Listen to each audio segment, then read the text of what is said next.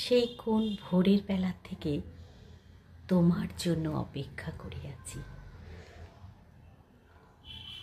জলের পাতা, ফুল, সমস্ত কিছু তোমার প্রতীক্ষায়। তুমি আসবে, আমাদের এই পথ চলা আরও আরও সুন্দর হবে। তোমার সাথে না বলা কথাগুলো উন্মুখ হয়ে আছে। তোমায় দেখে, তোমার সুরে সুর মিলিয়ে তারা আবার উঠবে মিলনের গান, যে গানে শুধু প্রেম